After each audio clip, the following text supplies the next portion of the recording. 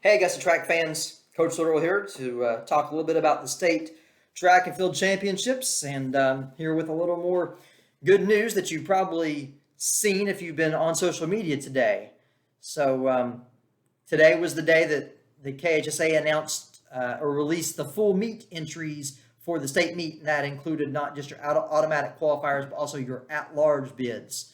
So, of course, we knew on the day of the regional meet that our 4x100 meter relay team of Matt, Mike, Connor, and Bryant qualified for the state meet because they were the runner up. And, as I've talked about some the last few weeks in the regional meet and track, your top two teams in the region go automatically to the state meet. And then what you have to do is you have to wait for all of the regions to finish. And then they take those, basically all the results, put them in a list in order, and they take out the next best 10. So that helps keep the meet competitive, and it helps kind of balance it. If you have a strong region and a weak region, you're still getting in a lot of your really good athletes. So we found out today that we have 3 at-large bids in addition to our automatic qualifier. We knew that, or we thought after the regional meet, based on our performance, I thought we had one pretty solid chance of getting an at-large bid. I had one on the bubble and thought we were going to have one outside kind of looking in. So the way it shook out, our first individual qualifier was Brayley Curtis. Brayley was I think she may have been the 4th or the 5th individual, on that at-large bid list, and she has qualified for the 3,200 meter run, so the 2 mile, which she came in 3rd place at the region.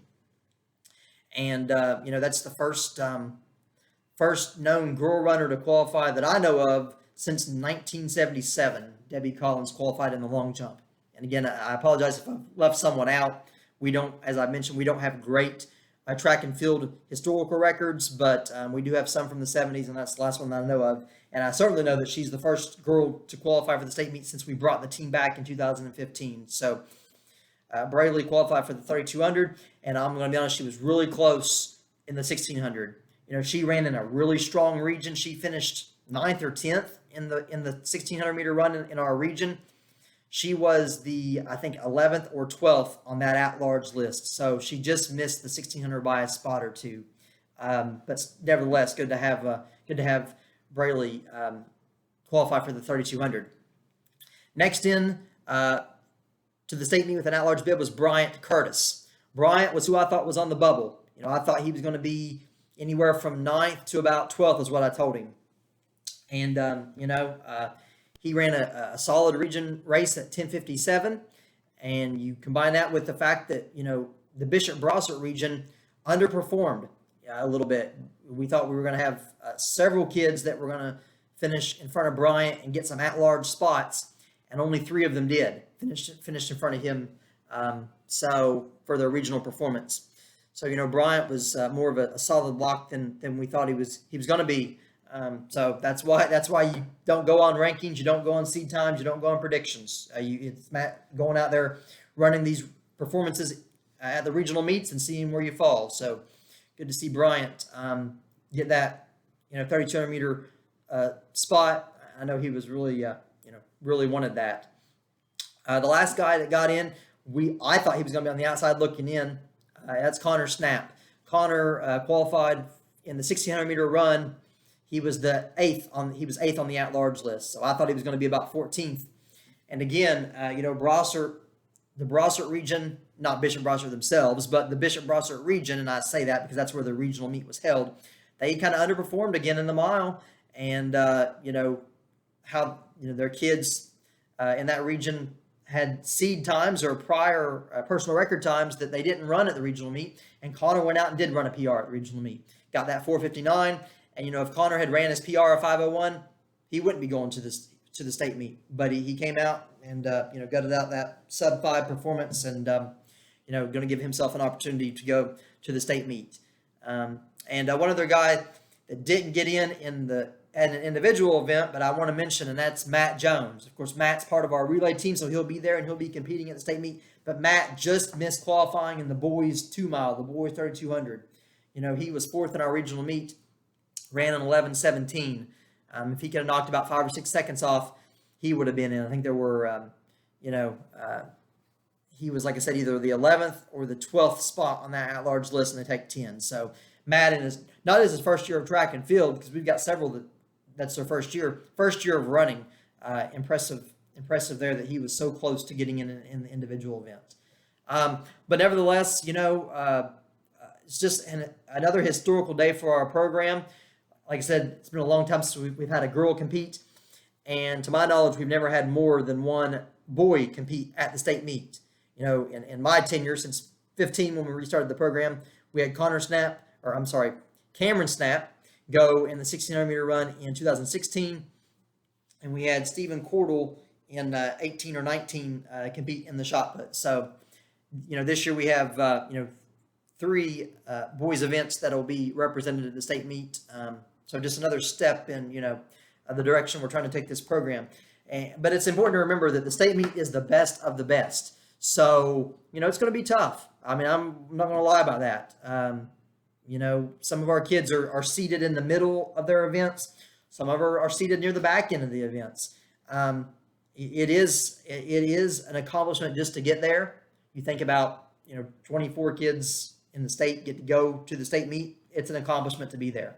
But we want to build on that. So regardless of how we perform, we want to remember that it's an accomplishment, but we also want to remember that we're a young, pretty young team. I mean, all of our kids in the individual events are sophomores or younger. So getting there is an accomplishment. We need to go. We need to get have the experience of competing there, and then seeing where we end up and how we need to improve going forward. But I want to move on to just a few logistical things about the state meet. Just a reminder, there are 3 state meets because track and field is class. There's a Class A, a 2A, and a 3A. And, of course, we're in Class A, and that meet is this Thursday, June 10th. Starts at 10 a.m. Takes place at the University of Kentucky Track and Field Complex at 698 Sports Center Drive in Lexington. And I'm really excited that our kids get to go there. You don't know with COVID, you didn't know what the facility was going to be or where they were going to have the state meet. But, we've been to the state meet, like I said, twice since 15. And we've been to the UK Track and Field Complex, and it's just a nice complex, nice facility.